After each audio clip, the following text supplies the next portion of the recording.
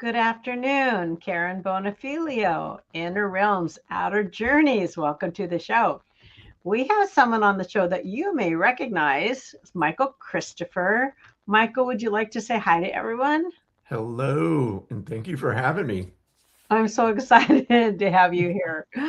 Um, anyway, Michael has a lot going on in his life, and I'm going to let him tell you his story first before we start finding out the nitty gritty. So, Michael, what would you like us to know about you? Oh my goodness. I always freeze up when someone asks me to talk about myself because I never know where to start. It's such a long story, but I guess I'll just try to stay linear in my story. So yeah. Yeah. Um, so I'm kind of checking in with my guides. I'm like, where should I start?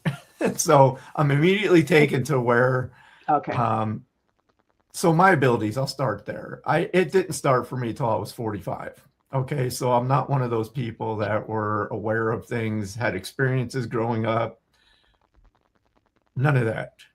Okay. Mediumship was like the farthest thing from my mind throughout my life. Um, but So then you hadn't been introduced to it at all. oh no, oh Okay. no, nothing, nothing.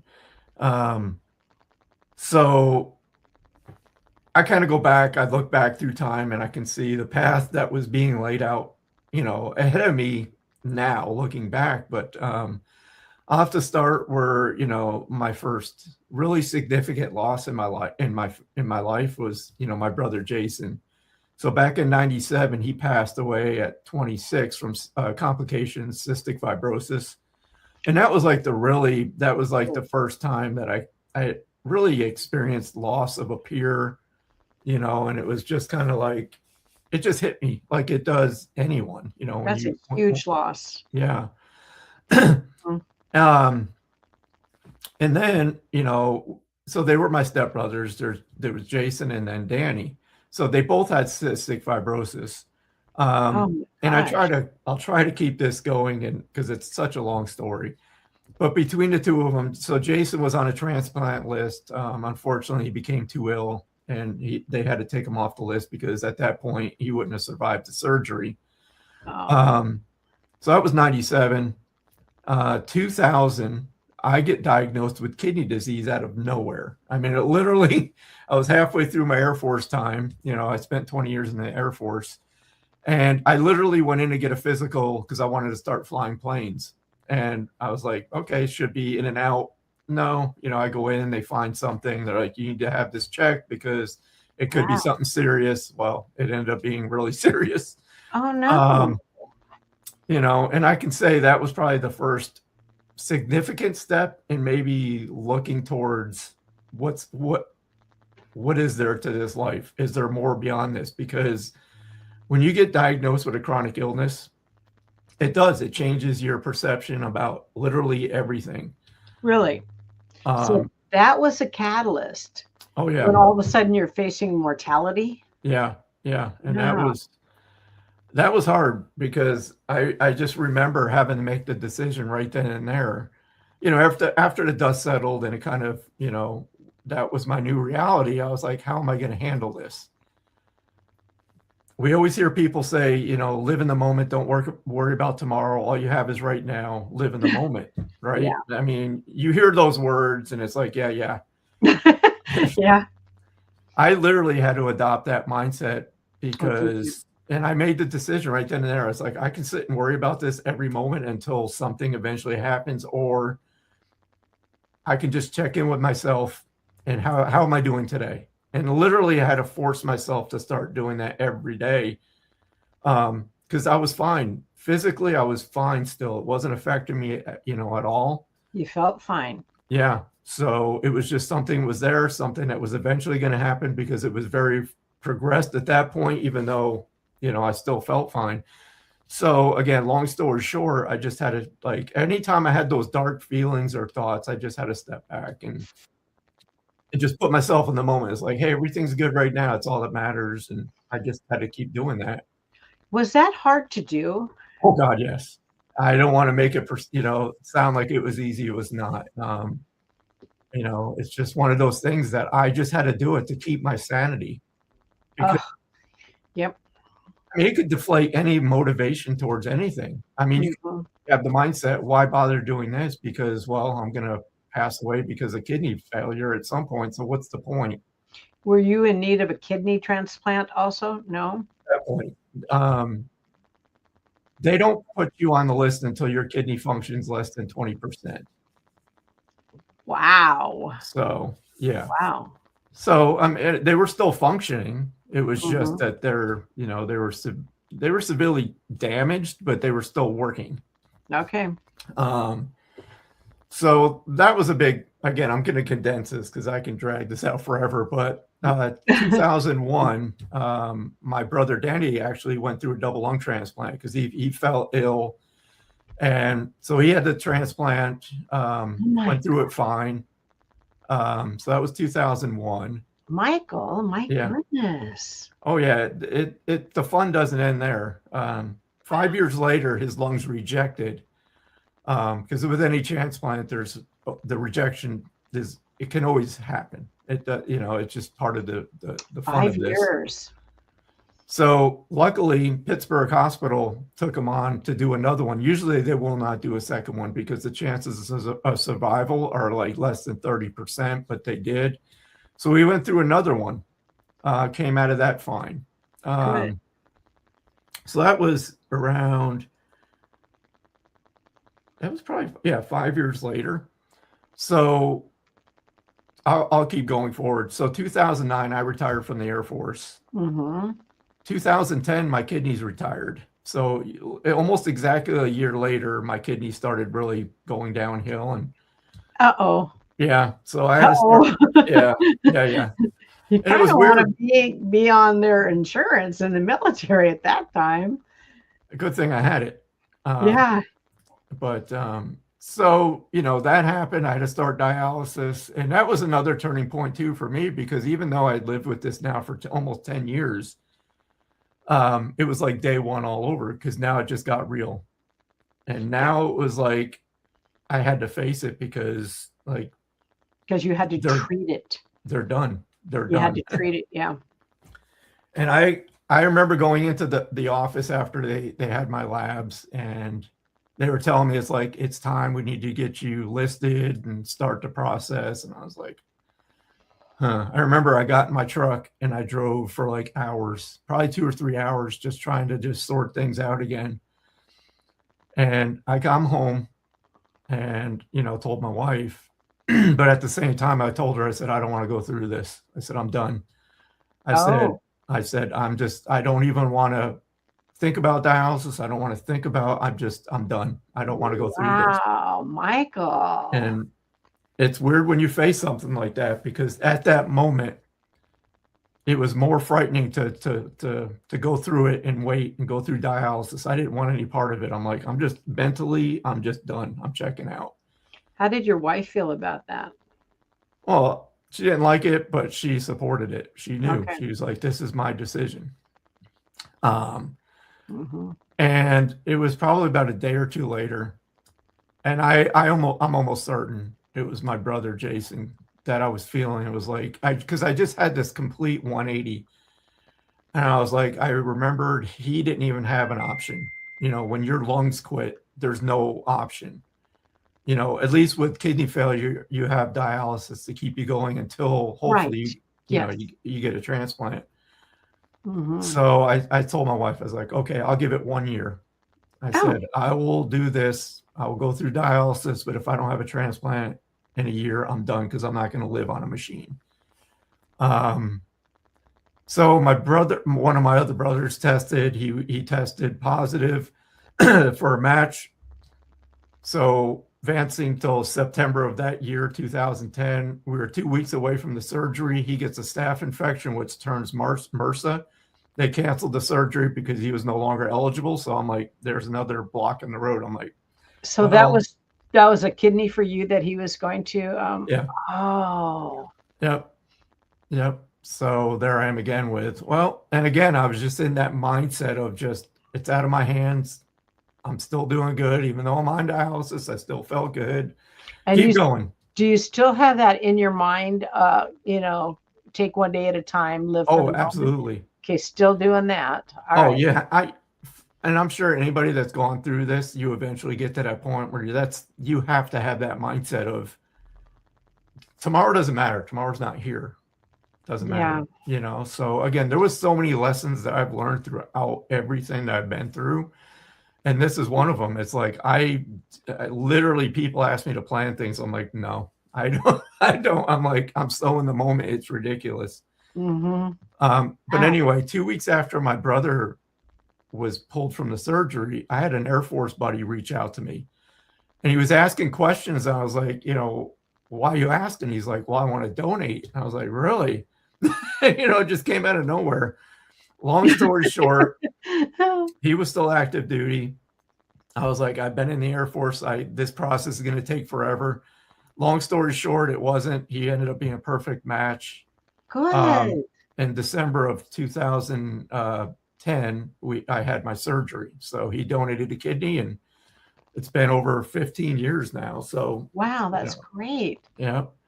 So no dialysis. You're fine now, I Oh guess. yeah, yep. Mm-hmm. Everything's Mm-hmm. been good. Knock on wood. So again, that's 2010. 2012 comes around, and my brother Danny again starts to go downhill. His kidneys start failing because the Wow. medication we take for the rejection, anti-rejection, is very toxic, and it Oh, just overwhelmed his body, and kidneys failed. So now he's on dialysis. now was he the one with the lung cell? So he's had 2 double lung transplants at this point, and now his kidneys failed. This poor man. I was like, I remember having conversations with him. I'm Oh like, I my don't know how you God. do it. I don't know how you do it. No. I said, this was a one-time deal. I will not go through this again. I've told my wife this. This is like I could not mentally do this again. And but he had a young daughter, young family. So I'm like, I get it, but oh my God, dude, how? I But understand. I understand. yeah. But unfortunately, he ended up developing lymphoma cancer in his lungs, and then Wow. he ended up passing away January of 2012. He was 42 at the Such a time. tragedy. Yep. Doesn't end there. 3 years after that, I get a call one day from my mother at work, and she's like, "Your sister was stabbed." And I was like, "What?" I was like, "What?" Michael. Yeah. It's like, what is going on? But so my sister Jackie, my youngest sister, Wow. she was in her barber shop. She was a barber. She was alone in the shop on a Friday afternoon. Someone come in to rob the place and ended up stabbing her. And 2 days later, she was removed from life support. She was 32 years old. And I was just like, what? You can't make this stuff up. I just cannot believe what your family has gone through. It's crazy. It's crazy. It really is. And it's heavy duty hardcore stuff. Yeah. Yeah.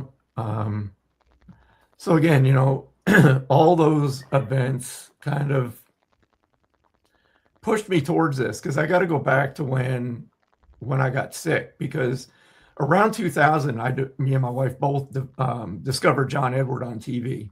Oh, beautiful. Right. Beautiful. So that was another thing that was important, Mhm. important part of this, because watching John, that was my first ever like exposure to a medium. Uh-huh. And I just remember the sense of well-being and relief it gave me, knowing that, all right, I'm considering now there's a possibility that there's more beyond this world. So I can remember thinking how that helped me, just knowing that if things didn't work out, and again, after losing Jason, that it just puts that spark in the back of your mind that there's got to be more. I just always had that feeling there's got to be more. So, May I ask a question? sure. Did you grow up in a church or anything like yeah. that? Yeah. Okay. Yeah. Okay. And Yeah. the type of church you grew up in, did they embrace spirituality or was it no? Okay. I grew up Roman Catholic, which is like, Oh. yeah, Okay. Now you don't have to everything explain anymore. you're going to burn for everything you do. And again, this is my Oh. perception, my reality. But when I graduated high school, I left religion behind as well, because I'm like, it doesn't make sense to me. Yeah. And again, this is my own personal journey and my personal opinion, but I was like, I don't believe any of that. Okay. No, that's So fine. yeah, Yeah. and that's where I just started having my own thoughts about what I believed, and and the further through all of this, again, I wasn't thinking I'm going to be a medium someday. That was nowhere in my perception. But I just commend you on always moving forward and forward thinking too. Yeah, I mean, somebody could have got that diagnosis and just completely given up oh, too. I had that thought of, I did have that thought, I was just, in those dark times, Hmm. it's again, it's just checking in with yourself. And I mean, there's so much to it. I mean, I could probably write 3 or 4 books about just everything I've gone through in my mind. That was the hardest part. I got to say this.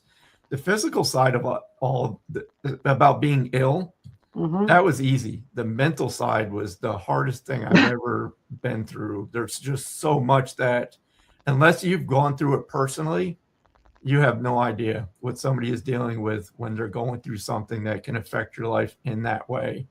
Right. So, it makes you stronger.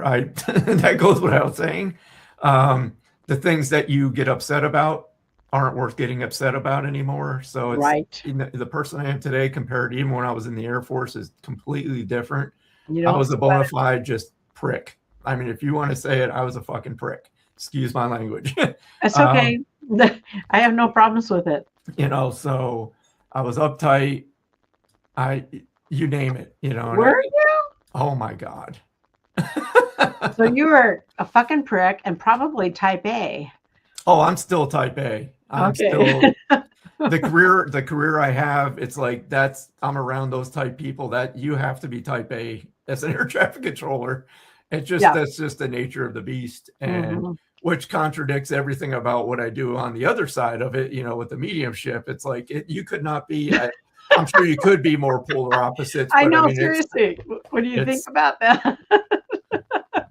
I say I need that in my life because I can't be all, fluffy, feely unicorn farts 24/7. I need something to be pissed about. So it's like I can go to work and be agitated and be upset about things and yell and do all that and then come back here. And it's like it balances out everything. Okay. Okay. Sorry. I just haven't seen that side of you. So Oh yeah, yeah. Ask if I could bring up somebody that I was in the Air Force with. Oh, yeah. You'd be like, no way. Yeah. Oh yeah. your poor wife. She's married to a bipolar Oh man. yeah. Oh, for sure. I'm teasing. I'm teasing Yes, when yes. I say that. No, Okay, good. but yeah. So yeah, I Oh still my say I'm a God. I'm professional. surprised. How did you ever get spiritual? So Um, you called so John Edwards. yeah, and again, through that time, we read books about mediumship. So it was like always a fascination, but it was nothing I was ever like, "Ooh, I want to do that." Although I got to say, there Whoa. is one point somewhere along that line that I do remember. John Edward had this 6 CD set of like spiritual development or mediumship development, whatever it was. I remember I got to disc 5 and he started talking about being over emotional because he's saying like if you want to do this work, you kind of got to like get in touch with your feelings and you may start to cry. And I was like, I threw the CDs away. I'm like, that is not me. You Sorry. threw him away. I was like, that no. If I got to be sensitive, you got the wrong person. Do you have children, Michael? I do. Okay. I have a daughter that's just like me. She's a nurse. Oh, oh Yeah, my God. she's spitting image. You seriously threw them away because you couldn't get emotional? I was like, you got to think where I was at that point in my life. I was still in the military. Oh, okay. So yeah, I was like, no, bye. I guess I'm not a medium. Um, Oh God. I have never heard anybody have this kind of a story. welcome to my world. Oh man. I think I need a cocktail, but go Yeah, ahead. we should have had one while we're doing this, but anyway. Yeah. Um, Oh my gosh. so yeah, all that Oh, fun Michael. stuff. But it was after Jackie's passing. This is crazy. So I get up to go to work one morning, and I'm up 5 o'clock in the morning, so I'm by myself. And it felt like somebody walked in the room. So I turned around, there was nobody there. I was like, what was that? I go back to doing what I'm doing, and I feel this sensation again, like somebody's in the room with me. And I look, nobody's there. This time, though, I saw my sister in my mind standing behind me, and I was like, what in the hell is going on now? I was like, heebie-jeebies. Well, so at the same time I'm feeling the energy, I see her walk up behind me, and she puts her arms around me, and she puts her head on my shoulder. Oh, gosh. And I'm like, I know I wasn't thinking about her right now. What is happening? And I don't know, it didn't last that long. Maybe it was less than a minute. And then it just kind of like either I shook it off, but it kind of dissipated. And I was like, what the freaking hell just happened? But you recognize that it was your sister visiting you. I do now. I do. I didn't at the moment. At the moment, I was like, I had no idea what was happening right then and there. Were you just thinking you were imagining that? Yeah. Oh yeah. Okay. Oh yeah. Yeah. Okay. So I'll advance it really quick, because what happened next, her murder was unsolved for almost 5 months. And I remember I was working out one day, and I was watching YouTube, and I found this medium that was channeling this woman's son. And I saw the website, and I went there and saw that they had psychics that would work on cases. I remember reaching out. I was like, okay, we're going to try anything at this point. And I reached out and I said, is there anybody that could point me in the direction of somebody that could work with me? And 2 ladies reached out to me, and we started working together. They didn't even ask for anything. They didn't ask for anything for themselves. They're just like, they started just helping me. They wanted to be of service. Yeah. And so I got to know them pretty well over the next, few weeks or, to a month. And I remember I had not talked about this experience with anybody to this point. And I remember talking with Linda, and I asked her one day, I was like, I had this experience and I don't know what happened. I didn't give her details, and she validated what had happened. I was like, okay, so that was real.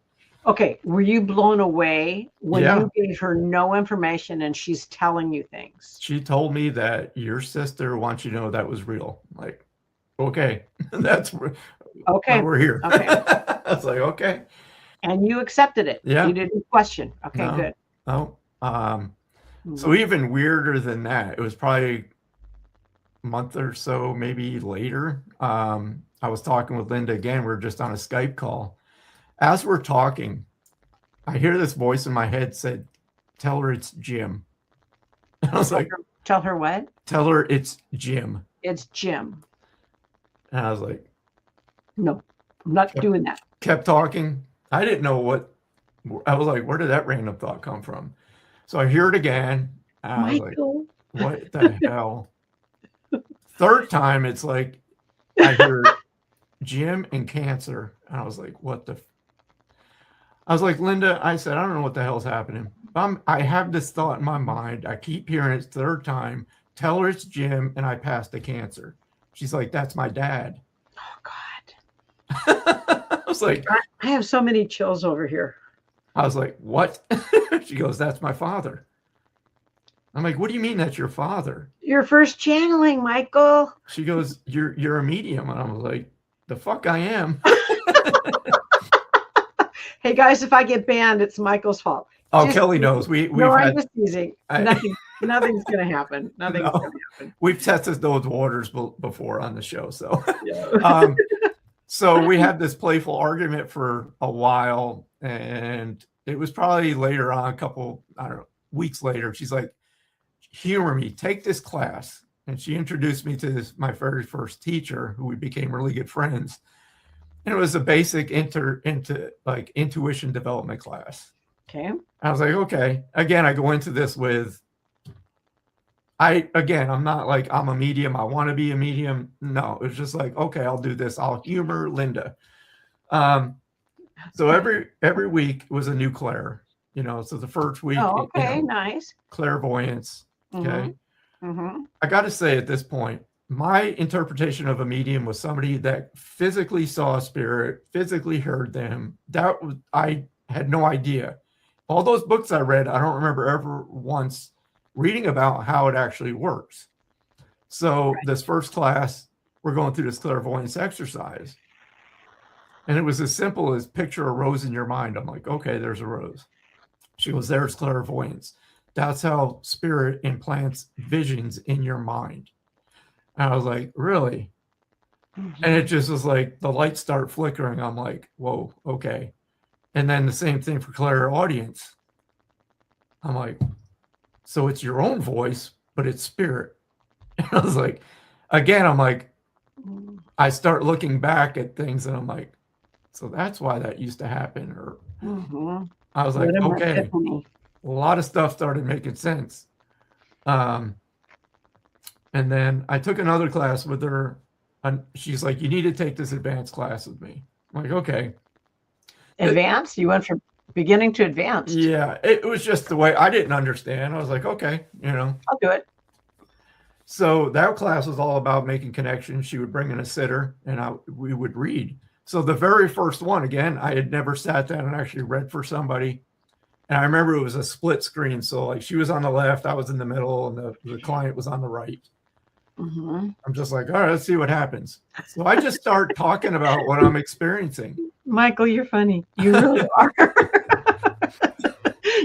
You're just kind of going down the river of life wherever it takes you. You know, here's some rocks. Yeah. Yeah. That's how I roll. But I can remember like doing this reading and I can see Mimi off to the left and I see the expressions on her face. Like she's just looking like, what the? Again, I've never read for anybody before. And even the client after we're done, she's like, can I pay you for this? I'm like, why? Was it good? She's like, I've been dealing with mediums for 11 years. And like, how long you been doing this? I'm like, oh, about 6 weeks. She's like, what? Oh my gosh. So I don't want to sound like that was like I was a natural from the beginning. Yes, the possibilities were there. Maybe it was a natural part of who I am. It took development. I don't want to say like, yep, I was good to go from the start, because I wasn't. It was raw, unfiltered. It was just like, here we go. And you told people what you received. I just went with it. If I saw, I always make this, I got to get a t-shirt with this on there. I literally say, if I see a pig riding a pony, I'm going to say, I see a pig riding a pony. Oh, seriously? Okay. Because it's not my message. I'm not meant to understand it. It's from spirit to the client. Sitter. Now, was your mentor, was she realizing that you were spot on, or why was she making faces? Because she was like, this is his first reading. I don't believe what's happening kind of look. Oh, she's amazed. Yeah. She's amazed. And I'm like, okay. To me, it was like, I didn't know left from right with this. So I'm like, I'm just rolling with it. So I'll talk a little bit more because this is how I got out there. Okay. I eventually, kind of surrendered, if you will, and said, all right, let's see what this is about. So after that month-long class with her, she's like, I want you to work on this project with me. I'm like, Mimi, I don't know what the hell I'm doing. She's like, just work with me. I'm like, okay. Yeah. God, you're the what do you call those students that you're so resistant, but you'll do it, but you're still resistant? I'm still that way with this work. Are you really? Yes. Even after all these years? I'm a skeptic. I'm everything, but I'd still do it.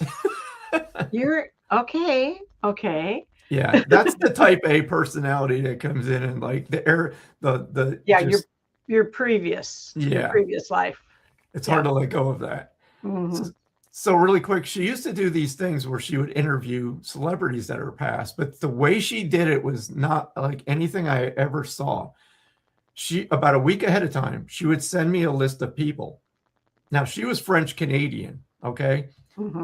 So some of the people, I had no idea who these people were. Edith Piaf, I cannot remember. She was a French actor back in the 20s. So she's like, we're going to interview her.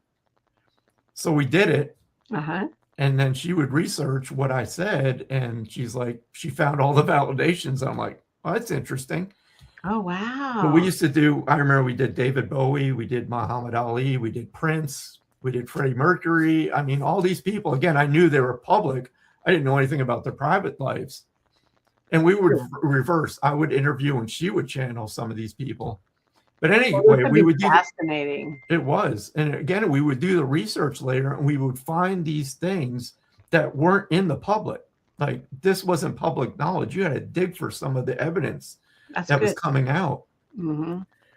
Now, I always joke about this, but I don't remember her telling me she had a YouTube channel, or she did, and I just didn't think about it. Mm-hmm. I had people reaching out because at that time I think I only had a Facebook page, and they're like, Mm-hmm. "Where can we book a reading with you?" And I'm like, "Who are you, and what are you talking about?" And she's like, I get the comments like, "Well, I saw your YouTube video." I'm like, "I'm not on Oh, YouTube." you didn't realize you were on social media when she was doing it? Again, I don't remember if she told me and I just forgot. Yeah, I'm pretty sure she probably told me. she probably did. Yeah. So literally people from like Australia, Europe, I'm like, who are you people? So I didn't have a choice about getting out there. It was just like, I'm out there already somehow. Oh, Michael. So yeah, Oh my one thing gosh. led to another. And, I eventually started doing readings and a website and just, so that's kind of like a long, short story of just how this train wreck started.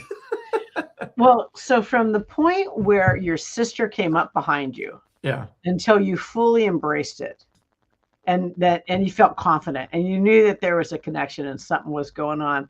About how long was that? A few Few months? months.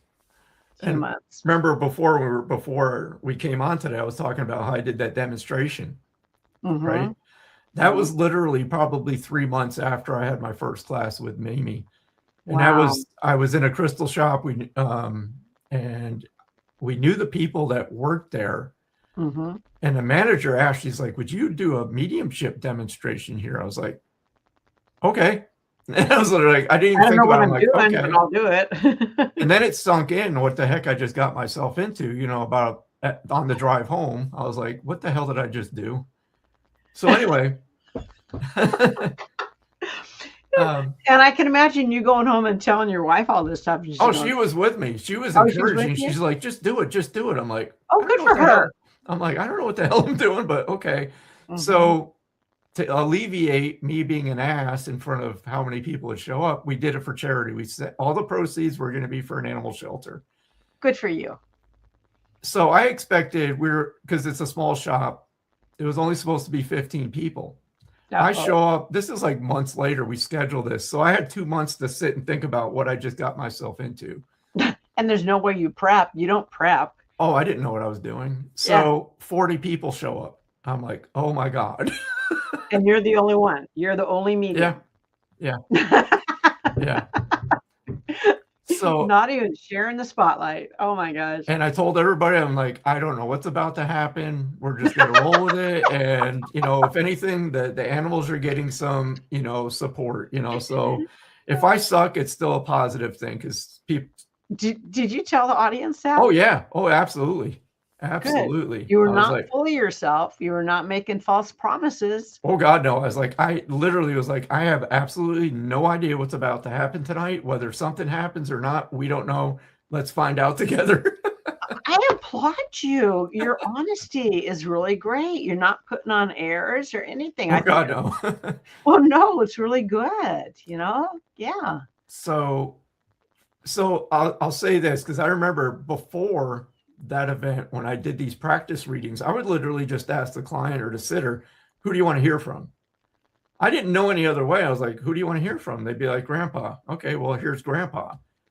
So that's another story I'll add on after this. How have you changed that now when you meet with people? I really haven't. I still do that the same way. I'll usually ask them, who do you want to hear from? And I just want the relationship. I don't want any details, but like, if somebody's wanting to hear from their mom, why wouldn't their mom be there? So I'll be like, okay, you want to hear from mom?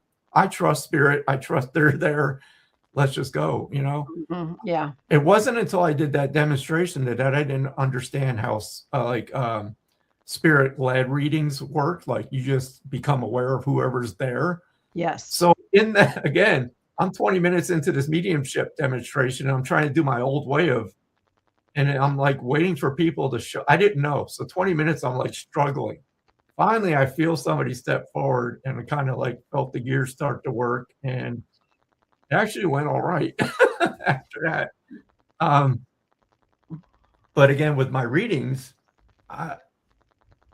it was just all about trial and error. What works for me, and I just kind of roll with it, and I still do to this day. I'm like, well, if someone books with you now, what can they expect? Expectations. I always say, and you'll hear this from any medium, come with an open mind.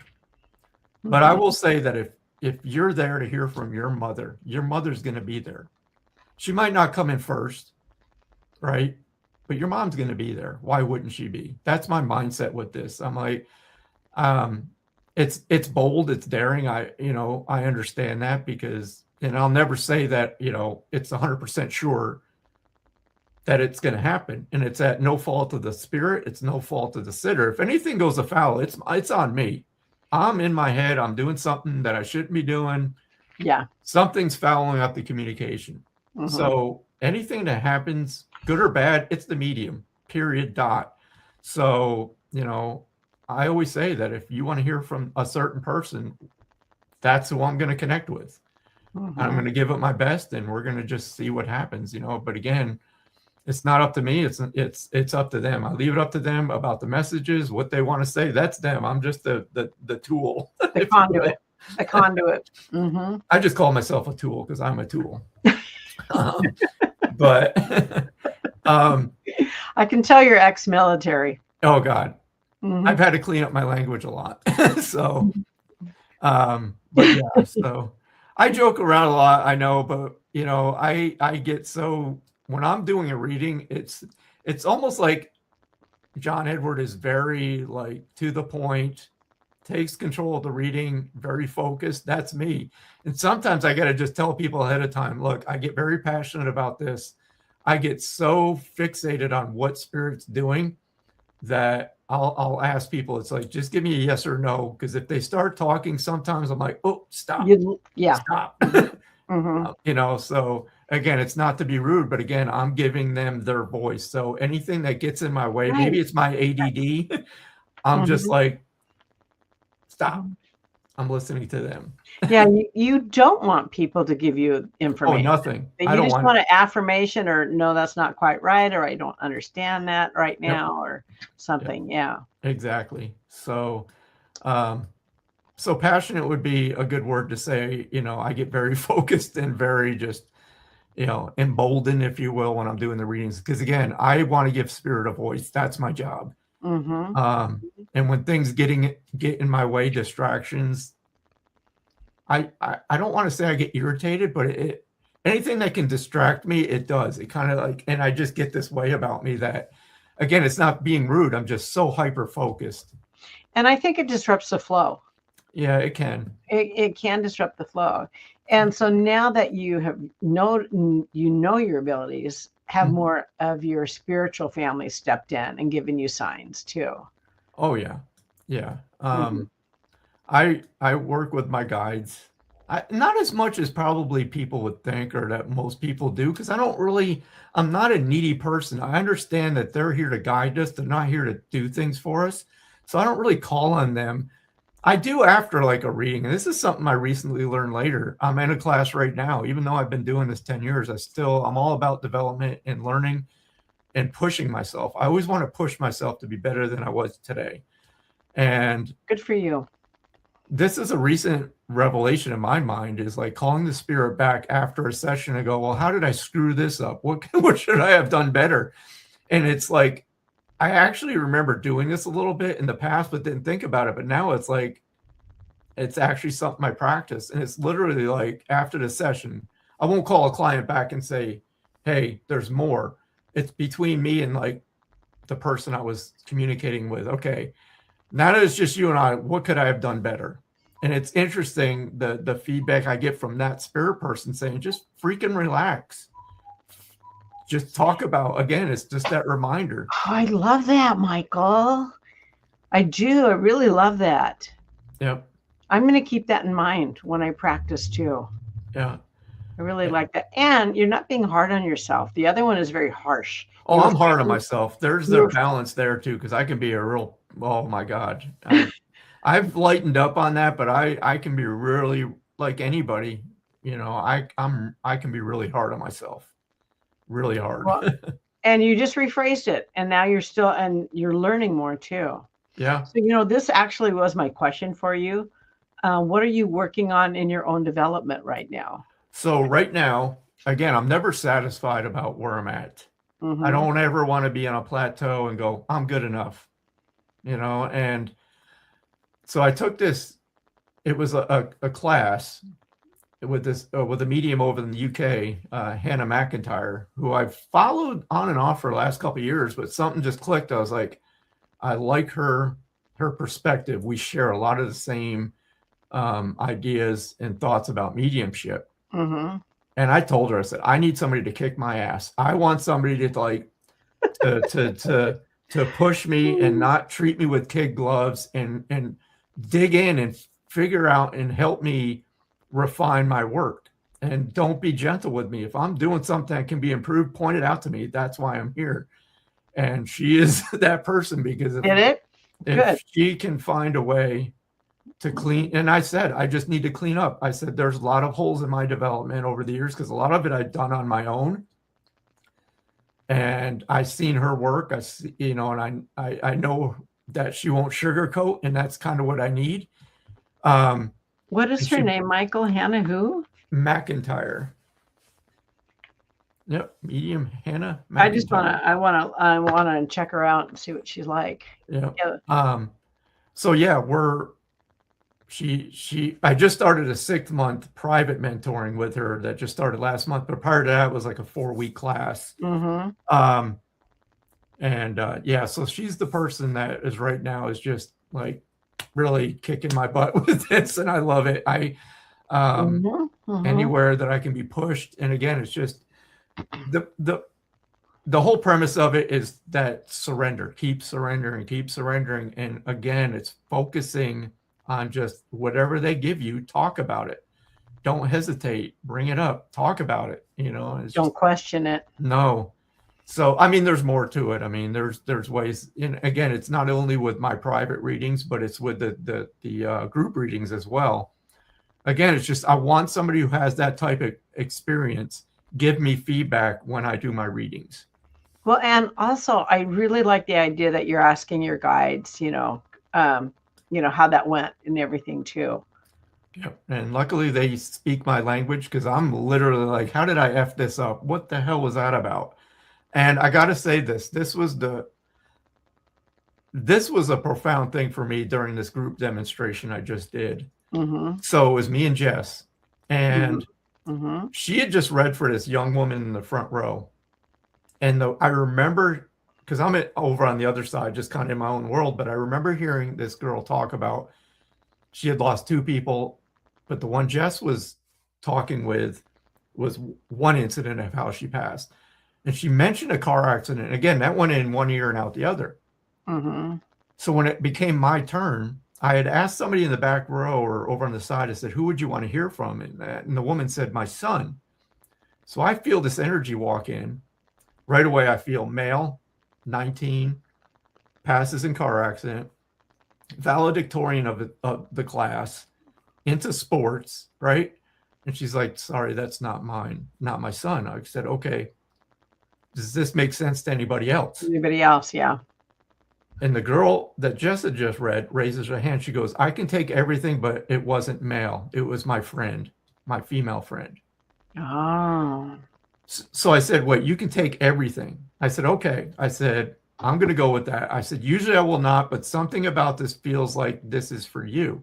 Mm-hmm. As I'm going forward, she's validating literally everything that's coming through, everything. I said, I went through it, like valedictorian, yes, sports, yes. And then there was other details that came through. What threw me, though, is why did this present as a male? Because that has never happened. The years I've been doing this, it's always been my process. I know it's a male. I know it's a female. Right. So I get home, and I'm like, what the hell was that about? Yeah. I asked my guide. I was like, why did that happen? And it hit me like a ton of bricks. They go, you already knew about her friend that died in a car accident. If she would have came through in that way, you would have been in your head and you would have cut off the communication because you would think, I'm making this up. I already know too much. So they came through as a male to get you to say everything else and get out of your head. And I was like, holy shit. Wow. Well, they're slapping you and teaching you on the way, aren't they? Yep. And I was like, because they were exactly right. If I would have, if she would have immediately said, that's my friend, I would have been like, well, I must have heard Jess.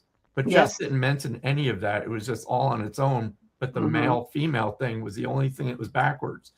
And they gave me the reason why that happened. I was like, whoa. And I couldn't argue with them because I would have absolutely been in my head about that if I would have thought, yep, that's her other friend.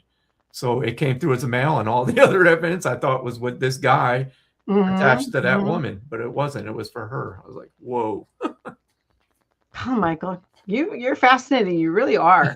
And I've seen you, on your channel and all this other stuff, and you're just really chill and serene. I didn't know you had all this underneath bubbling up.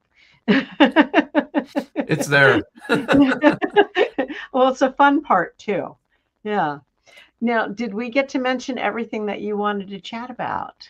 Oh yeah. I really, I don't come on with, there's nothing. I just kind of go with it. So as long as, if you have any other questions, I can't really think of anything else. I mean, there's so much. I mean, anytime I have an opportunity to talk about mediumship, I could probably talk for hours about just experiences and what maybe some points for people that are just developing. That's probably one. I'll say that while I have the opportunity really quick, because people want to ask, how do I develop? What do I need to do? I'm like, I'll tell you right now, first thing you need to do is just be you.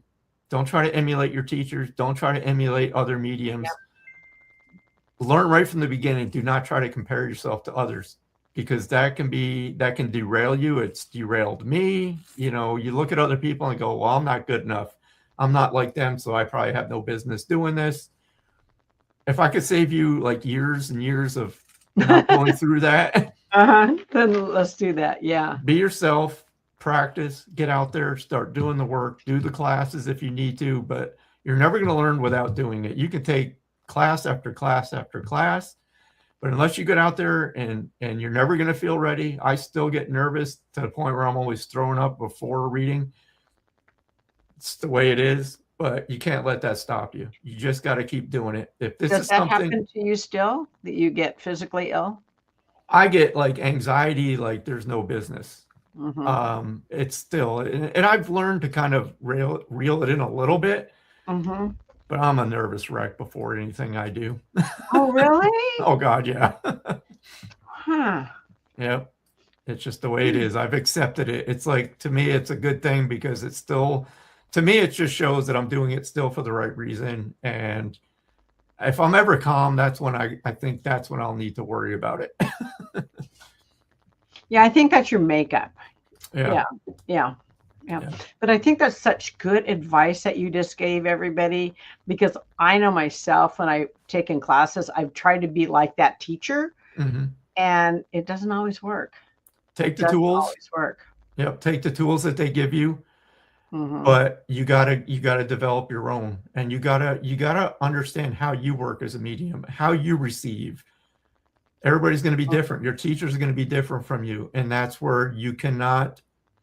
The importance of getting out there and just practicing with friends or anybody that you can grab to sit for you until you get those validations. That's when you're going to know it's real. Once you start to get things that click with other people that make sense, that's going to keep your momentum going. And it's never going to be linear. You're never going to be on that path of here I am now and it's going to go here. No, your path's going to do this. I want to interject a little story, and I usually don't talk about myself, but I have a friend, and we started doing that. We would just meet once a week, and we would sit and read for each other. And she was always comparing herself, and she has just blossomed and taken off, and she's feeling confident. And it just started just with us doing that together. It was really nice. So that's also really, really good advice too. And you got to practice with different people because Right. after a while, yeah, you got to get that new energy. You got to experience the sitters that are skeptics. You gotta read for people that sit there the whole time like this and just stare at you like you're full of crap. There's all lessons in that. It's taken me years to understand that, but those people are there to help you because you gotta go through this. It's never an easy journey, no matter how long you've been doing it. I mean, I always ask, what's the worst that could happen? Well, it's happened. I've done a public demonstration where it's crickets and people aren't clicking with things. I'm like, all right, Oh, well, I'm giving wow. a That's refund hard. then. You give a That's refund. hard. Yeah. That's hard. But it teaches you. It's like, my sister will come through and it's like, is that going to stop you? And it's like, no, Yeah. good. Hmm. Yeah. I'm sorry about the tragic way she died and your other family members too. Those are rough losses. So Yeah, it was really yeah, rough losses. Yeah. crazy stuff for sure. And thank God you're still here. Some You're people would argue that. Some people are like, Stan, why did you give McKindy? God, now we got to keep putting up with this guy. Oh, Michael, you're great. I want to talk to you after the show about a couple things. Yeah. Before we go, my husband always gives me a little message, and I got one before we started today. So this is my love from Bono today. And Bono, I always get these before, Mm-hmm. and they always seem to tie in with the show. And it does tie in with you, Michael. I got to start using a pen because I can't read my own writing. Well, I jotted, there we go. I jotted down really quickly. Always move yourself forward, no matter how small the steps, no matter how, gosh, I can read, really, I can, no matter how small the steps are, even if it's one step forward and two step back. Have trust in yourself and your progress. You will be proud of yourself and your advancements. So, Wow. If spirit doesn't freaking just validate everything we've just talked about. I know So props to your husband. Holy crap, does that wow. I Yes. almost cussed really badly. I almost did. I caught myself. I know. I get so amazed because he'll tell me at the beginning of the show, I don't know how the show's going to go or the flavor, and he always ties it in. So Now, kudos to Bono. Yeah. by your last name, I know Italian, right? Well, not me, him. Him. Yeah. Yeah. Because I'm Italian too. So it's like I feel his energy and I can feel, did he have a mouth on him too? No, No? no. And I think it's because his father died at a really young age and his mom took care of him. And no, I'm the one with the mouth. Okay, you're the one. Okay. Yeah, I'm the one with the mouth. He he was Michael 6'3" and a gentle giant. He was Okay. just I forgot I always show his picture and I forgot to bring his photo in here. Oh. Hold on, let me see if I can find it down here. Well, I have a real handsome one of him. Oh darn it, Karen, I'm usually prepared. Where's my husband? I'm sorry. No, you can show me later. Yeah. Well, and the audience has seen him, but I have a live event today, so I got to make sure I go get his picture. Okay. Yeah. But he's all right, Michael. Thank you so much. It has been a pleasure to get to know you. Thank you. Thank you so much for having me again. Talking to you again. This was great. We'll Oh, it's definitely have to great. do this again. That's what I want to talk to you about. Seriously, yeah. You're like this quiet guy, but you got all this stuff simmering underneath the It's weird because when I'm like just daily life, I'm just quiet, keep to myself. But you get me talking about mediumship and spirit, I'm like blah blah blah blah blah blah. Yeah, that's good. That's good. Okay, thank you so much. Thank you for sharing your journey. Thank you. Okay, thank you. We'll talk soon. Yes.